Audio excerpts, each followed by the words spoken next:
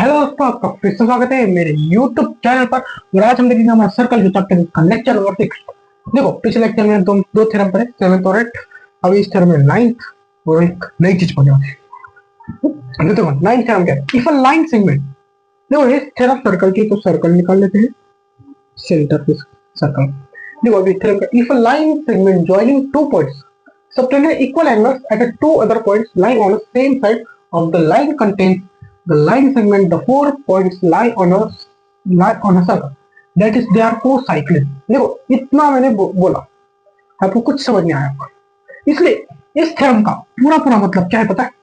हमने थ्योरम 8 पढ़ी होगी, आपने मेरा लेक्चर नंबर 6 देखा होगा। तो हमने थ्योरम नंबर 8 पढ़ी थी कि एक लाइन सेगमेंट है या सेगमेंट है जो दो इक्वल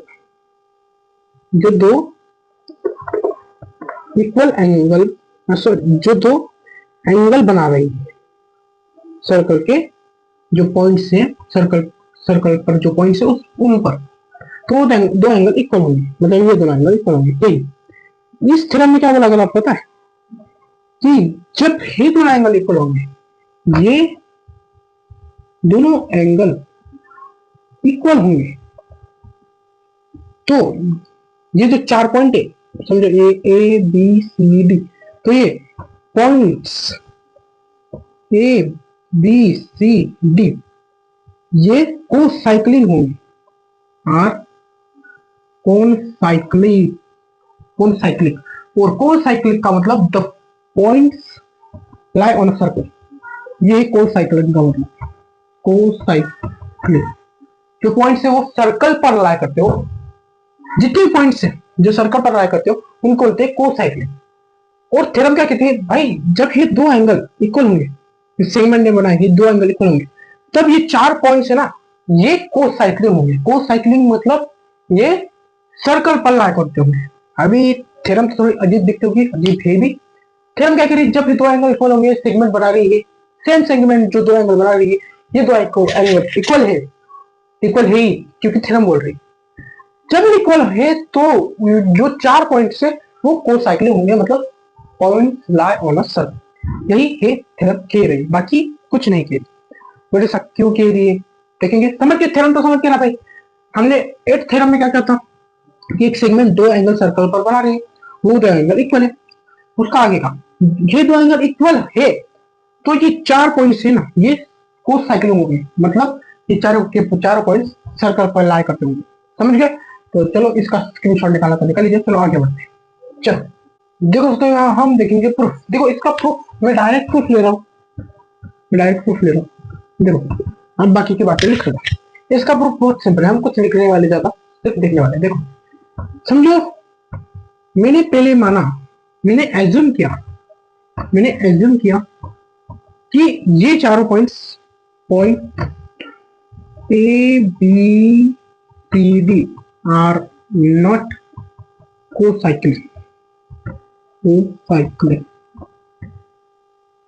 समझ गए? मैंने एज्यूम किया कि चारों पॉइंट कोसाइक्लिक नहीं, मतलब चारों के चारों सर्कल पे लाइन कर रहे। तो समझो मैंने एक पॉइंट को सर्कल के बाहर लाई कर दिया। समझो बी को मैंने एक्सटेंड किया, इस बी को, तो इसको बाहर लाई कर दिया मैंने इसको क्या किया, बाहर लाई कर दिया।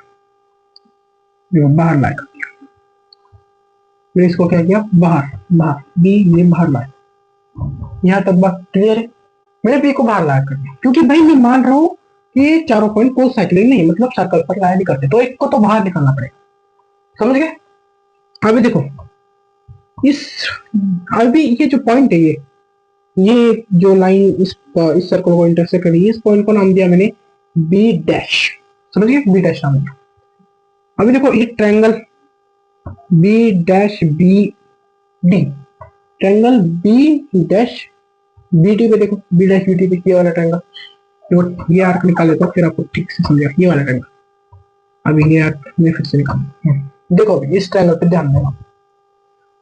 मैंने आपको पिछले लेक्चर में थ्योरम बोली थी, रिमोट एक्सटर्नल एंगल की थ्योरम। मैंने बोली थी रिमोट एक्सटर्नल एंगल की थ्योरम। ये क्या बोलती है? जो एक्सटर्नल एंगल होता है वो दो जो इंटरनल रिमोट एंगल है उनके सम के बराबर होता है। तो देखो इस ट्रायंगल में फोकस करो, जो angle C B dash D है, ये एक्स्ट्रा एंगल है और ये एक्स्ट्रा एंगल किन दोनों एंगल के बराबर होगा? Angle B dash B D plus angle B dash B D, इनके बराबर। देखो ये वाला एंगल इन दोनों एंगल के बराबर होगा, समझ के, इन दोनों एंगल के बराबर होगा। अभी देखो मैंने इस लाइन को एक्सटेंड किया था और बाहर इस पॉइंट को ला कर दिया। अभी देखो मुझे बताओ, ये एंगल और ये एंगल देखो, ये एंगल और ये एंगल देखो, समझो मैंने इस एंगल को, angle C B dash D को मैंने एक्स माना।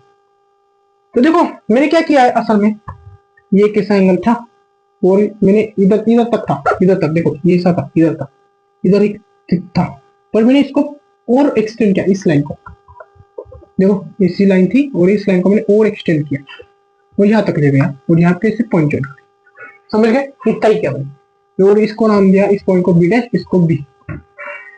अभी मुझे बताओ मैंने इसको एक्सटेंड किया, इसे एक्सटेंड किया, तो इसको मैंने एक्स माना, इसको आगे एक्सटेंड किया तो ये भी एक्स होगा, क्यों भाई, इक्वल होंगे ना दोनों के दोनों, इक्वल होंगे ना। और मैं ऐसा क्यों बोल रहा हूं, देखो हमने थ्योरम पढ़ी थी, एक सेगमेंट जो सर्कल के किसी भी पॉइंट पर, मतलब सर्कल के बाहर वाले भी पॉइंट हो सकते हैं, सर्कल के अंदर वाले भी पॉइंट हो सकते हैं, सेम सेगमेंट पे जब सर्कल, मतलब वो थ्योरम आपको याद होगी, जो एक थ्योरम थी, एक सेम सेगमेंट दो एंगल बना दी सर्कल के किसी भी पॉइंट पर, तो दोनों एंगल इक्वल होंगे। अब देखो ये सेगमेंट है, ये एक एंगल और ये एक एंगल हो गया, ये एंगल एक्स, तो ये भी एक्स हो जाएगा। बट देखो यही एक सेगमेंट, ये एक एंगल बना दी, और ये सर्कल के बाहर वाला भी पॉइंट हो सकता है ना भाई, ये वाला बात कर रहा हूँ, सर्कल के बाहर वाला, तो ये भी हो सकता है। फिर ये दोनों भी एंगल होंगे, तो ये भी एक्स है, तो ये भी एक्स हो गया और ये भी एक्स हो गया, तो तीनों के तीनों एक्स। तो देखो ये दोनों भी एक्स हो गए, तो देखो angle C B dash D क्या होगा, एक्स हो गया, यहाँ पे मिलता है x equal to angle B B dash B D भी एक्स हो गया, plus angle B dash D B. तो मुझे बताओ x equal to x plus angle B dash B D, हम बोल B B dash D B हम बोल सकते, क्यों नहीं बोल सकते भाई? देखो वन आप बोल रहे हो भाई, one equal to one plus x, समझो एक्स कोई नंबर है, आप बोल रहे हो भाई एक जो नंबर एक जो नंबर है वन है, किसके बराबर होता है, वन में कुछ ऐड करो, कौन सा नंबर, समझो वन की जगह आपने लिया टू, आप बोल रहे हो भाई two equal to two plus x, two है किसके बराबर है, टू और प्लस उसमें कुछ ऐड हो रहा है। अभी मुझे बता है सही है नहीं भाई, टू को हम बन रहे टू प्लस एक्स, मतलब टू के साथ कोई वन ऐड हो रहा है तो ये थ्री बन जाएगा, तो ये दोनों तो इक्वल नहीं है ना। तो यहाँ पे देखो x plus x, x equal to x plus angle B dash D B, यहाँ पे एक्स के साथ कोई तो प्लस हो रहा है, वही इक्वल टू एक्स है, तो ये हम इन दोनों को इक्वल नहीं कह सकते हैं, नहीं कह सकते हैं, नहीं कह सकते, क्योंकि भाई ये भी एक्स है, ये भी एक्स है, और ये वाला एक्स तो इसके साथ प्लस हो रहा है, तो ये इसकी वजह ज्यादा हो जाएगी, इसकी कम, तो इनको हम इक्वल नहीं कह सकते। तो इक्वल नहीं कह सकते, तो हमारा एग्जिप्शन जो हमने एज्यूम किया था, एग्जिप्शन हमने क्या एज्यूम किया था, कोई भी हमने पॉइंट बाहर लाई किया कर दिया था, क्योंकि हमने पहले इन पॉइंट्स को कोसाइक्लिक माना, तो हमने एक पॉइंट को बाहर लाई कर दिया, तो हमने गलत एज्यूम किया था, तो हमारा एज्यूम क्या हो गया, सम एज्यूम्पशन इज रॉन्ग। क्यों? क्योंकि यहाँ पे दिख रहा है, यहाँ पे दिख रहा है, तो गलत हो गया, तो बात तो एक ही रहेगी, therefore point A B C D, मतलब ये अभी इसको हमने, ये देखो ये बी, हम बी को हमने बाहर कर दिया था, बट ये गलत रहेगा, क्यों, इसकी वजह से, तो इसलिए बी बाहर नहीं जाएगा, बी अंदर ही रहेगा, इसलिए वो आर कोसाइक्लिक, समझ गए कैसे किया। चलो फिर इसका भी स्क्रीनशॉट निकाल लीजिए, चलो आगे बढ़ते हैं हमारे नेक्स्ट टॉपिक। चलो देखो दोस्तों, अभी हमारा नेक्स्ट टॉपिक है कोसाइक्लिक क्वाड्रिलेटरल। देखो बहुत ही सिंपल सा टॉपिक, एक मिनट में जाए। कोसाइक्लिक क्वाड्रिलेटरल, कोसाइक्लिक का हमने मीनिंग ढूंढा था, जो था points lie on a circle, circle में जो पॉइंट्स लाई करते हैं वो कोसाइक्लिक होते हैं। तो समझो मैं 4 पॉइंट्स, क्वाड्रिलेटरल की बात करें इसके 4 वर्टाइसेस मिल जाएंगे। देखो फिर 4 वर्टाइसेस, अभी मैंने इनको ज्वाइन किया, ये बी, ये सी और ये D. Point A B C D ये किसे आर कोसाइक्लिक, और ये जो ए बी सी डी है ये आर क्वाड्रिलेटरल।